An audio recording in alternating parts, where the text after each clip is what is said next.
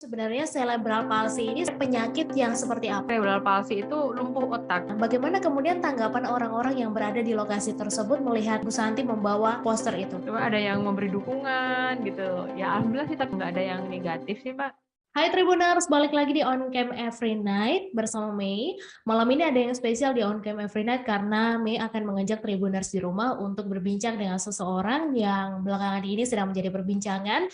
Dia adalah sosok ibu yang membawa poster "Tolong Anakku Butuh Ganja Medis" di Car Free Day Jakarta beberapa waktu lalu. Nah, dari aksi tersebut, kemudian pemerintah ini kemudian akan mengkaji bagaimana ganja itu untuk keperluan medis begitu. Maksud kami legalisasi ganja untuk keperluan medis. Nah, langsung saja kita sambut, ini dia Bu Santi. Nah, Tribuners, kali ini kita sudah tergabung dengan Ibu Santi. Halo Ibu Santi, apa kabar? Halo Mbak, kabar baik alhamdulillah. Semoga kabar baik juga yang di sana. Iya, kabar baik Bu. Terus kemarin kan sempat datang ke Jakarta ya Bu. Berarti berapa lama ini stay di Jakarta sebelum kembali ke Jogja?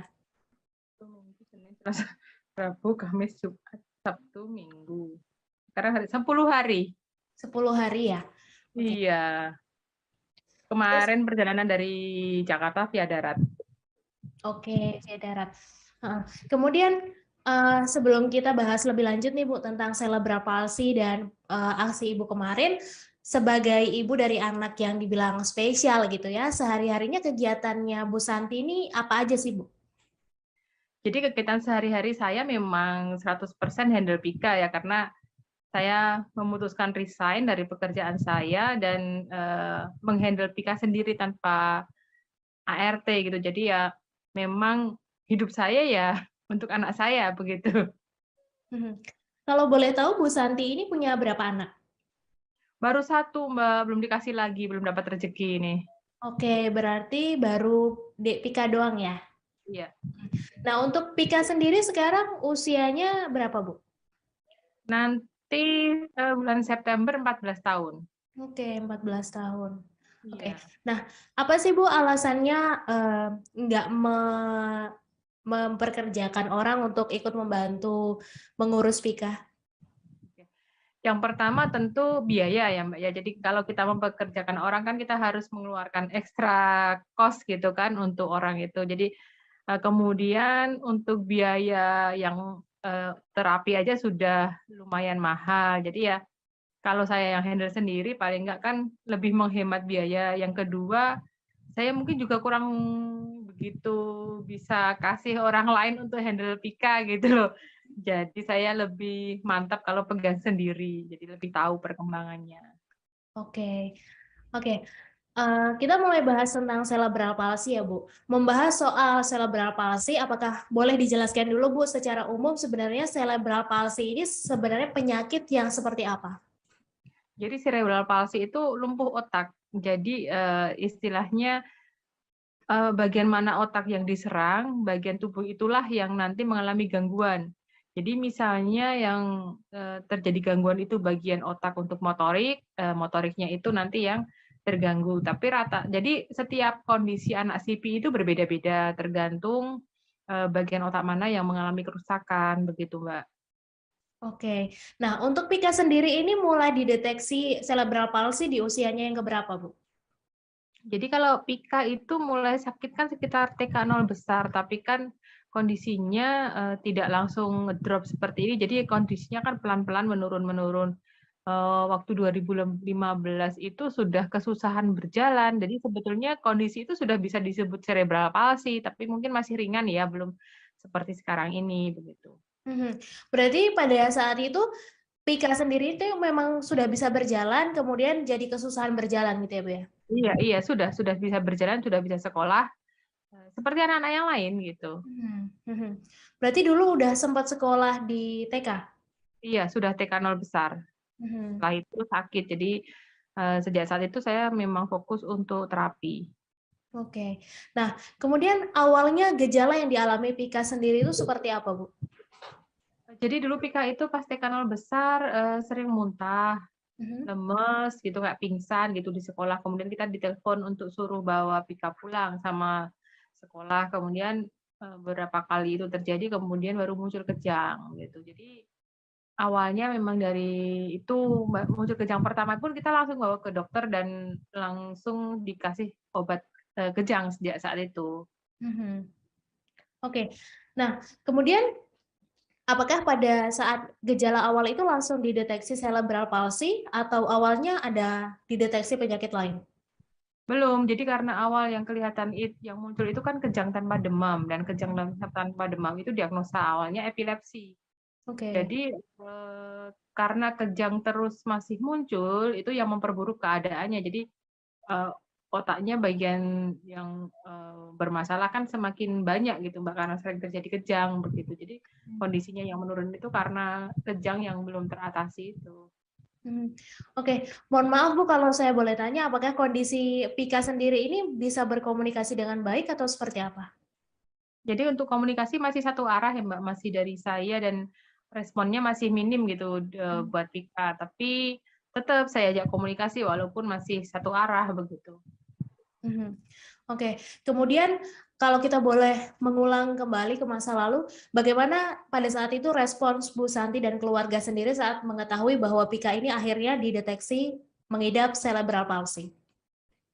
Kalau respon awal tentu syok ya, karena awalnya kan anak yang baik-baik saja kemudian menjadi tidak baik-baik saja itu sebetulnya berat juga diterima. Tapi kan seiringnya waktu ya lambat laun kita semakin kuat dan semakin bisa menerima dengan ikhlas ya. Sampai sekarang pun masih belajar untuk menerima dengan ikhlas, masih terus belajar. Tapi ya alhamdulillah daripada dulu sudah lebih kuat sekarang begitu. Oke. Karena seiring berjalannya waktu semakin kuat ya Bu ya? Iya. Nah terus pada saat itu apakah dokter menjelaskan penyebab CP ini itu apa, dijelaskan nggak Bu? Pernah ada dokter yang memberikan diagnosa bahwa awalnya itu kan karena epilepsi itu kejang tanpa demam, kemudian terjadi radang otak. Jadi itulah yang kemudian memperburuk kondisi Pika sampai saat ini, Mbak, gitu. Oke. Oke. Nah, terus sehari-harinya kemudian bagaimana perawatan yang dilakukan untuk Pika ini sendiri? Sama seperti merawat anak-anak berkebutuhan khusus lainnya yang tetap memang 24 jam harus dengan bantuan orang karena belum mandiri. Jadi saya yang mandiin, saya yang gotong ke kamar mandi, saya yang pakaiin baju, saya yang suapin, saya yang dudukin ke kursi roda.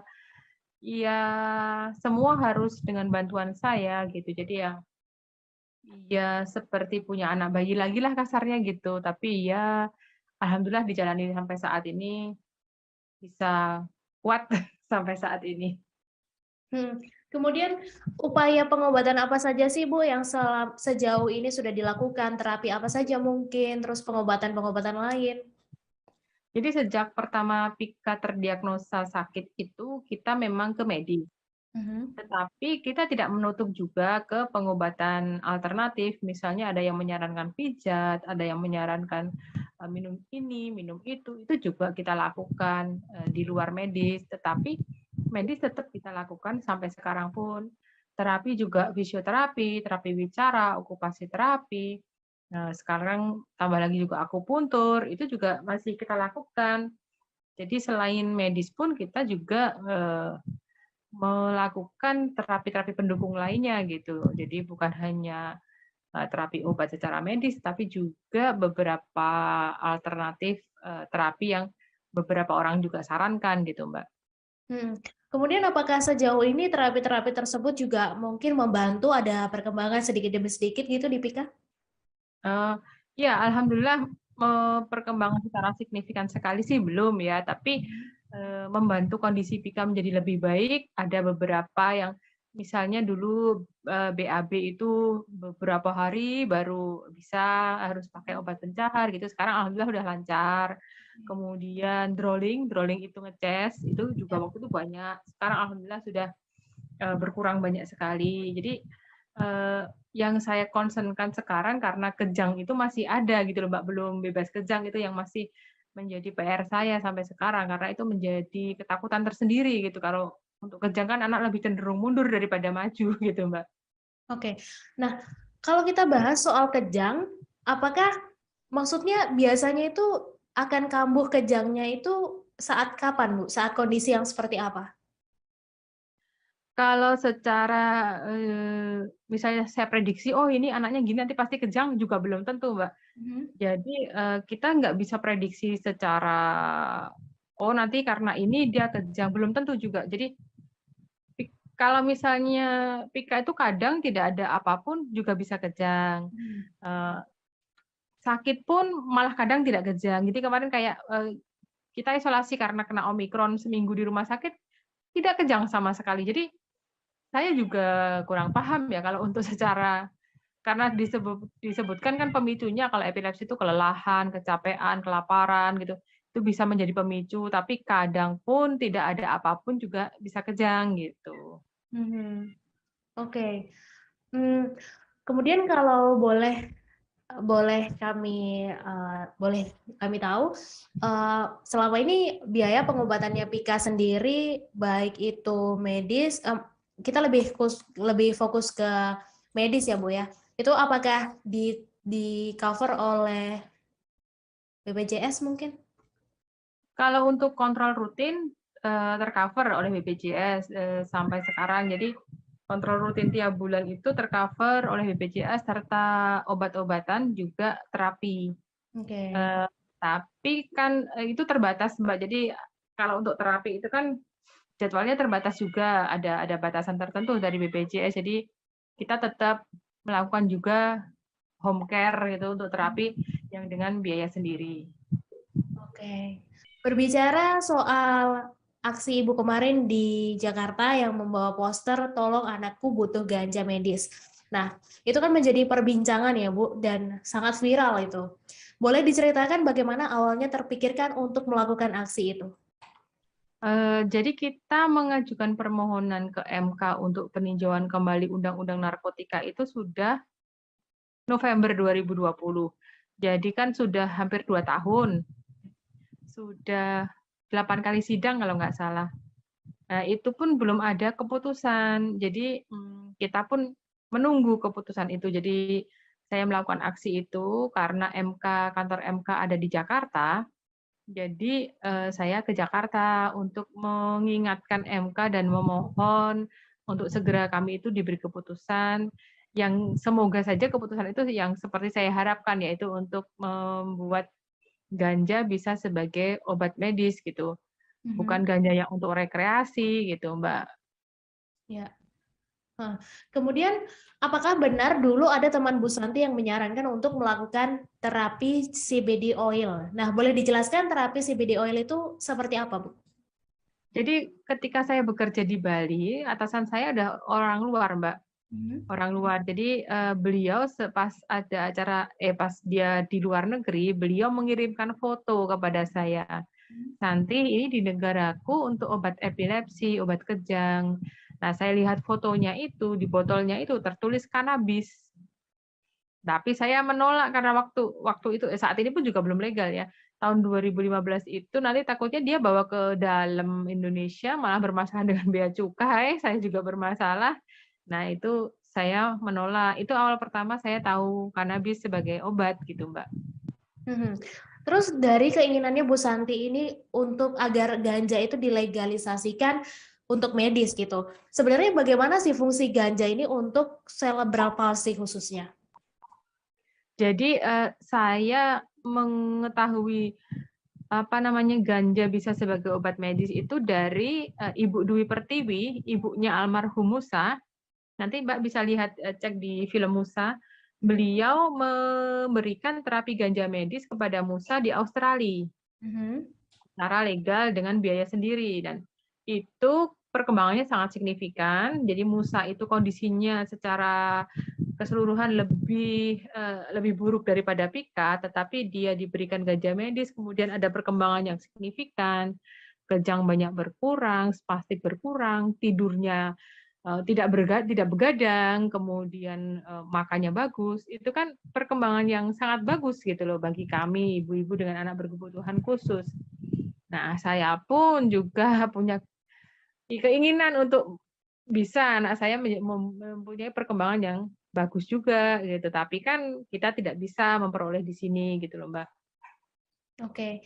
Nah, untuk, memperjuangkan, hal yang kemarin itu apakah Bu Santi ditemani juga oleh sesama orang tua yang memiliki anak spesial atau memang sendiri saja melakukan aksi itu? Kalau kita mengajukan ke Mahkamah Konstitusi itu kita ibu-ibu ada 3 orang, saya, Ibu Dwi Pertiwi, dan Ibu Novi. Tetapi, Ibu Dwi Pertiwi, musanya sudah meninggal, Ibu Novi juga tidak bisa karena beliau mempunyai beberapa anak, tidak hanya 1 anak berkebutuhan khusus. Jadi yang, mungkin lebih bisa untuk mewakili ya saya, karena anak saya juga baru Pika gitu kan. Jadi saya ditemani suami, ditemani Pika yang ke Jakarta gitu, yang melakukan aksi itu gitu, Mbak. Kemudian kan aksi Bu Santi ini sendiri terbilang sangat berani gitu ya, Bu, ya. Iya. Dan waktu itu kan lagi Car Free Day ya, Bu, ya di sana. Bagaimana kemudian tanggapan orang-orang yang berada di lokasi tersebut melihat aksi Bu Santi membawa poster itu? Saya pas di acara itu sebetulnya saya tidak memikirkan yang, resiko bagaimana-bagaimana, saya tidak merasa juga ada ketakutan apapun yang maksudnya ketakutannya berlebihan, nanti misalnya ditangkap atau bagaimana, karena saya kan tidak melakukan apa-apa gitu. Betul. Dan, reaksi orang-orang sih alhamdulillah, fine-fine aja, nggak ada yang gimana-gimana, malah ada yang beberapa minta foto, kemudian ada yang malah ada yang ngasih uang ke Pika gitu, padahal kita nggak minta gitu. Cuma ada yang memberi dukungan gitu. Ya alhamdulillah sih, tapi nggak ada yang negatif sih, Mbak, Mhm. sejauh ini gitu. Justru malah dari hal tersebut malah mungkin bisa membuat DPR semakin terketuk pintu hatinya untuk membahas masalah Iya, ini gitu ya, Bu, ya? iya. Semoga saja, Mbak, kan, ya yang saya harapkan kan nanti bukan hanya untuk anak saya saja, jadi untuk anak-anak yang lain karena banyak anak SIPI di Indonesia, tidak hanya Pika. Semoga misalnya karena kondisi anak SIPI itu kan secara medis tidak bisa disembuhkan, Mhm. tapi paling tidak kita itu meringankan, gejala penyakit yang menyertainya, paling nggak anak itu nyaman, Ya, bisa tidur enak, makan banyak, itu kan orang tua sudah bahagia gitu dengan seperti itu, gitu loh, Mbak. oke. Kemudian kembali lagi ke aksi yang tadi, dari pemberitaan yang beredar kan saat itu, Bu Santi ini bertemu dengan penyanyi Andin Aisyah, betul ya, Bu, ya? Iya, iya, iya, iya. Kemudian bagaimana respons dari Andin sendiri saat itu? Kira-kira, apa yang saat itu ia katakan pada Bu Santi? Jadi pas saya mulai jalan itu, saya sudah jalan sambil nangis duluan ya, karena saya itu tidak menyangka saya bisa sampai di sini, saya bisa sampai ke MK gitu. Jadi sebelum ketemu Mbak Andin itu saya sudah nangis, sambil jalan gitu. Terus kemudian ada Mbak Andin tuh saya belum ngomong apa-apa udah nangis duluan, udah berpelukan, terus kemudian nangis nangis duluan, jadi belum ngomong apa-apa udah nangis, kemudian beliau bilang sih, "Ya kita support Bu, semoga ya." Ya intinya intinya memberikan support secara positif sih kepada saya gitu, Mbak. Mhm, oke. Nah, terus apakah, Andin sendiri juga, memberikan dukungan, maksudnya akan mengawal terus proses legalisasi ini atau gimana? Kalau secara, langsung sih, belum ada perkataan seperti itu, tapi kan saya melihat, postingannya beliau seperti itu, ya secara tidak langsung sepertinya sih, positif-positif aja, sepertinya mendukung-mendukung saja. Jadi, saya sebenarnya tidak perlu yang terus harus ada suara yang teriak-teriak, "Ayo ayo do." Mhm. Sebetulnya, banyak banyak cara untuk mendukung saya sih, share, banyak postingan tentang ganja medis, memberikan pendidikan tentang ganja medis kepada masyarakat, itu juga sebetulnya sudah sangat membantu sih bagi saya. Oke. Oke. Nah, kembali lagi, dulu waktu Bu Santi pernah menggugat Undang-Undang Nomor 35 Tahun 2009 tentang narkotika, betul? Iya. Mhm. Kemudian bagaimana kelanjutan dari permohonan gugatan tersebut, Bu? Apakah sampai saat ini ya tidak ada kemajuan mungkin? Sejauh ini sih belum ada keputusan ya, saya belum mendengar keputusan itu dari MK, tetapi ketika kita dengar pendapat dengan DPR, mereka akan, membantu untuk mengawal proses ini, dan mereka juga akan ada revisi undang-undang karena sudah ada jadwalnya untuk revisi undang-undang narkotika sebelum masa reses, mereka bilang seperti itu, Mbak. Oke. Nah, kemarin kan Bu Santi sendiri sempat diundang juga ke DPR gitu ya, Bu ya? Ya, dengar pendapat. Okay. Kemudian bagaimana respons dari DPR saat mengkaji legalisasi ganja untuk medis ini? Jadi waktu kita ke DPR untuk acara dengar pendapat kan saya juga tidak sendiri kan, ada Profesor Musri, beliau ahli tentang herbal, tanaman, serta tanaman ganja tentunya juga. Beliau memaparkan kepada DPR tentang manfaat, segudang manfaat tentang ganja, kemudian pengolahannya, kemudian plus minusnya, negatifnya, semua dipaparkan oleh Profesor Musri. Dan sepertinya yang saya tangkap dari wakil rakyat mensupport, mendukung kita gitu. Jadi memang setelah dipaparkan berbagai macam penggunaan ganja medis, itu sepertinya insya Allah sih mereka mendukung gitu, Mbak. Oke, tapi kemudian apakah DPR menjanjikan sesuatu dalam menanggapi aksi Bu Santi ini?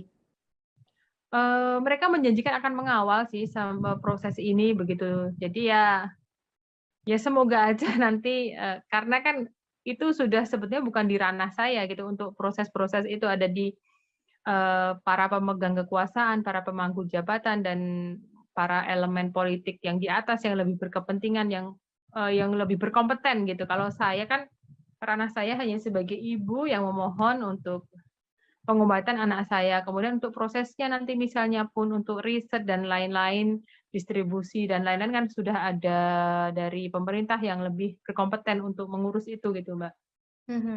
Oke.